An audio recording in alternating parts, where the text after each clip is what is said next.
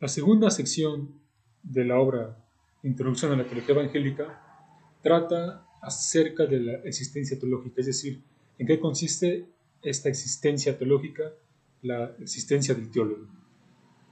Aquí Carbar va a analizar los existenciarios de la existencia teológica, es decir, aquellos aspectos que constituyen esta vida a este ser humano que se dedica a la labor teológica.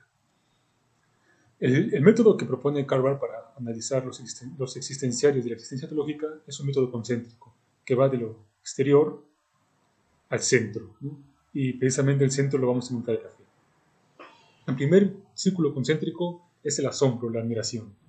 Si recordamos cómo en la filosofía griega nos dice Platón que la filosofía surge del asombro, de la admiración. Así todo anhelo por el saber, por la verdad, surge de este asombro por la verdad, ¿no? Por explicar la realidad, por explicar el mundo. Asimismo, la teología tiene como punto de arranque en los existenciarios el asombro, pero este asombro tiene que ver con el hecho de que la palabra de Dios es la alianza entre el ser humano y Dios, ¿no? El ente teológico, el individuo que se dedica a la teología y tiene una existencia teológica está asombrado, está admirado por la palabra de Dios y por la obra de Dios, y por lo tanto reconoce, ¿no? Certifica que la palabra es esta alianza entre Dios y la humanidad, y la obra es la existencia de Jesucristo, ¿no?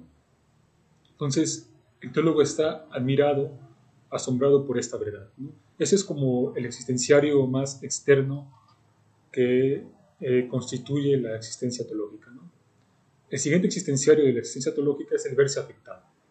Y este verse afectado tiene que ver con esa dimensión en la cual el ser humano se cuestiona acerca de la palabra de Dios, ¿no? Se cuestiona en qué consiste esta alianza y esta promesa que está vertida en el Nuevo Testamento. Ahora bien, el verse afectado como existenciario de la existencia teológica tiene tres ejes o tres características. El primer eje es que el teólogo reconoce la vitalidad de la palabra de Dios en su integridad, ¿no? El otro aspecto del verse afectado tiene que ver con la historia, es decir, con la historicidad propia del teólogo. Pues el teólogo se encuentra con los estudios teológicos, con la palabra de Dios, en un tiempo y en un estadio y en un espacio muy determinado, históricamente determinado, tanto en su vida individual como en la comunidad a la cual va a servir en su labor teológica.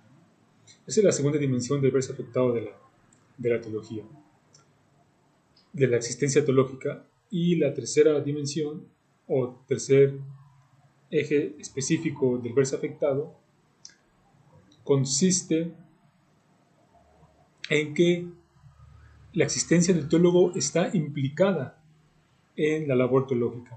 Es decir, la ética del teólogo, su vida, incluso en los aspectos más íntimos, no se puede disociar de su labor teológica, ¿no? Es decir, no puede ser un teólogo intelectual y tener una vida alejada de una ética propiamente cristiana, ¿no? Si su vida no se armoniza con su labor teológica, entonces su labor teológica está viciada, ¿no? Entonces, uno de los aspectos del verse afectado por la labor teológica es realmente tener una vida digna de vivirse respecto a la labor teológica, es decir, tener una ética privada, pública, ¿no? Digna de la labor teológica, ¿no?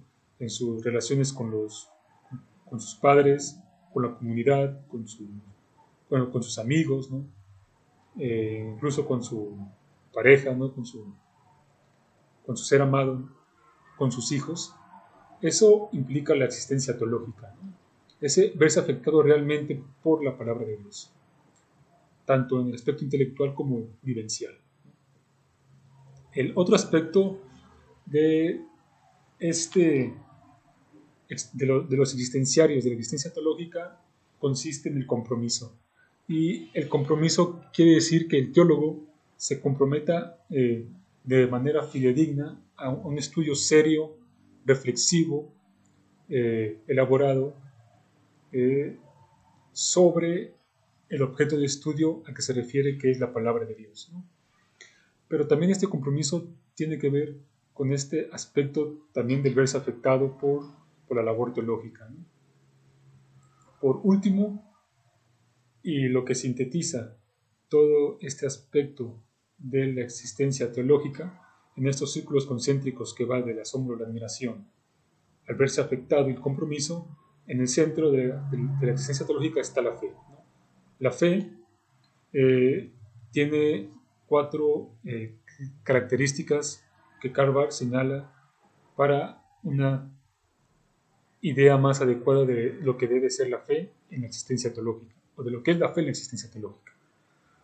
Un primer aspecto de la fe consiste en que la fe es un conocimiento cierto de Dios, es decir, el teólogo está cierto sobre la verdad de la palabra de Dios y sobre la verdad de la alianza de los profetas y de la promesa, ¿no? El teólogo es otro aspecto de la fe. El teólogo no elimina a la razón o el intelecto. Al contrario, puesto que la teología es logos, es reflexión sobre el logos de Dios, reflexión racional sobre la razón de Dios, ¿no?, implantada en el logos divino, la teología no elimina al intelecto, ¿no? Más bien se nutre del intelecto. Y claro, de otras dimensiones, como es la esperanza, la oración, la fe misma, ¿no?